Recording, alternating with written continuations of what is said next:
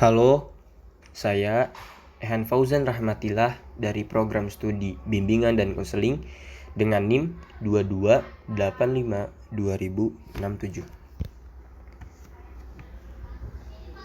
Di sini saya akan membahas tentang hambatan intelektual tunagrahita. Anak tunagrahita adalah anak yang mengalami hambatan dalam perkembangan mental dan intelektual, sehingga berdampak pada perkembangan kognitif dan perilaku adaptifnya. Seperti tidak mampu memusatkan pikiran, emosi tidak stabil, suka menyendiri dan pendiam, peka terhadap cahaya, dan lain-lain. Tunagrahita merupakan asal dari kata tuna yang berarti merugi, sedangkan grahita yang berarti pikiran. Tunagrahita merupakan kata lain dari retardasi mental atau mental retardation yang artinya terbelakang mental. Dan berikut ini ada istilah-istilah tunagrahita. Yang pertama, lemah pikiran, feeble-minded. Yang kedua, terbelakang mental, mentally retarded. Yang ketiga, bodoh atau dungu, atau bisa disebut juga idiot. Yang keempat, ada cacat mental. Yang kelima, ada mental abnormal. Dan selanjutnya itu hambatan dan kebutuhan anak intelektual tunagrahita.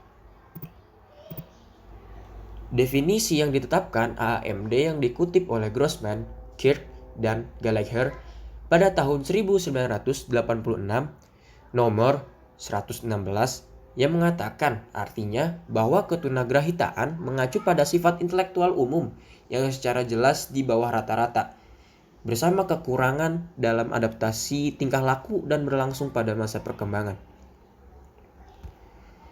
Dengan demikian, dapat disimpulkan bahwa anak tunagrahita itu memiliki kecerdasan di bawah rata-rata sedemikian rupa dibandingkan dengan anak normal pada umumnya. Adanya keterbatasan dalam perkembangan tingkah laku pada masa perkembangan. Lalu, terlambat atau terbelakang dalam perkembangan mental dan sosial. Kemudian, mengalami kesulitan dalam mengingat apa yang dilihat, didengar, sehingga menyebabkan kesulitan dalam berbicara dan berkomunikasi. Selanjutnya yaitu mengalami masalah persepsi yang menyebabkan tunagrahita mengalami kesulitan dalam mengingat berbagai bentuk benda atau visual perception dan suara atau auditory perception. Yang terakhir yaitu keterlambatan atau keterbelakangan mental yang dialami tunagrahita menyebabkan mereka tidak dapat berperilaku sesuai dengan usianya. Berikut ini ada layanan pendidikan bagi anak intelektual tunagrahita. Ada pendidikan Dan sekolah juga luar biasa. Ada beberapa model-model layanan SLBC pendidikan bagi anak dan CESA. tunagrahita. SLB bagian C adalah sekolah luar biasa untuk tunagrahita, yaitu individu yang memiliki inteligensi yang signifikan di bawah rata-rata, disertai dengan ketidakmampuan adaptasi perilaku yang muncul dalam masa perkembangan. Pembelajaran untuk tunagrahita ditunjukkan pada kemampuan bina diri dan sosialisasi. Berikut ini ada klasifikasi tunagrahita berdasarkan pada tingkatan IQ. Yang pertama, ada tunagrahita ringan. IQ-nya dimulai dari 51 sampai dengan 70. Yang kedua, tunagrahita sedang. IQ-nya dimulai dari 36 sampai 51. Yang ketiga, tunagrahita berat. IQ-nya itu dimulai dari 20 sampai 35. Dan yang terakhir, atau yang keempat, ada tunagrahita sangat berat. IQ-nya itu di bawah 20. Model yang kedua yaitu ada kelas transisi.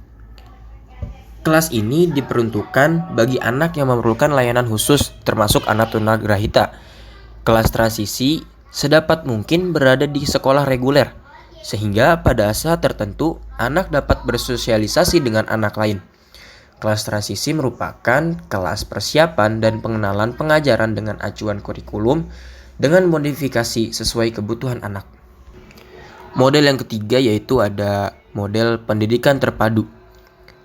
Layanan pendidikan pada model ini diselenggarakan di sekolah reguler. Anak tunagrahita belajar bersama-sama dengan anak reguler di kelas yang sama dengan bimbingan guru reguler. Untuk mata pelajaran tertentu, jika anak mempunyai kesulitan, anak tunagrahita akan mendapat bimbingan atau remedial dari guru bimbingan khusus. atau bisa disebut juga GPK, dari SLB terdekat pada ruang khusus atau ruang sumber. Biasanya, anak yang belajar di sekolah terpadu adalah anak yang tergolong tunagrahita ringan, yang termasuk ke dalam kategori borderline, yang biasanya mempunyai kesulitan-kesulitan dalam belajar atau learning difficulties, atau disebut dengan lamban belajar, atau juga disebut slow learner. Model selanjutnya yaitu ada program sekolah di rumah. Program ini diperuntukkan bagi anak tunagrahita yang tidak mampu mengikuti pendidikan di sekolah khusus karena keterbatasannya, misalnya sakit. Program dilaksanakan di rumah dengan cara mendatangkan guru PLB atau GPK atau terapis juga. Hal ini dilaksanakan atas kerjasama antara orang tua, sekolah, dan masyarakat. Model yang kelima atau model selanjutnya yaitu ada pendidikan inklusif. Sejalan dengan perkembangan layanan pendidikan untuk anak berkebutuhan khusus, terdapat kecenderungan baru yaitu model pendidikan inklusif. Model ini menekankan pada keterpaduan penuh, menghilangkan labelisasi anak dengan prinsip education for all. Layanan pendidikan inklusif diselenggarakan pada sekolah reguler. Anak tunagrahita belajar bersama-sama dengan anak reguler pada kelas dan guru atau pembimbing yang sama. Pada kelas inklusi, siswa dibimbing oleh 2 orang guru, 1 guru reguler dan 1 lagi guru khusus. Guru khusus memberikan bantuan kepada siswa tunagrahita jika anak tersebut mempunyai kesulitan di dalam kelas. Semua anak diberlakukan dan mempunyai hak serta kewajiban yang sama. Tapi saat ini pelayanan pendidikan inklusif masih dalam tahap rintisan. Dan yang terakhir yaitu model layanan panti atau geria rehabilitasi. Panti ini diperuntukkan bagi anak tunagrahita pada tingkat berat yang mempunyai kemampuan pada tingkat sangat rendah dan pada umumnya memiliki kelainan ganda seperti penglihatan, pendengaran, atau motorik. Program di panti lebih terfokus pada perawatan. Pengembangan dalam panti ini terbatas dalam hal yang pertama, pengenalan diri, sensori motor dan persepsi, motorik kasar dan ambulasi atau pindah dari satu tempat ke tempat lain, lalu kemampuan berbahasa dan komunikasi, dan yang terakhir yaitu bina diri dan kemampuan sosial. Mungkin sekian materi yang bisa saya sampaikan, kurang lebihnya mohon maaf. Terima kasih semuanya.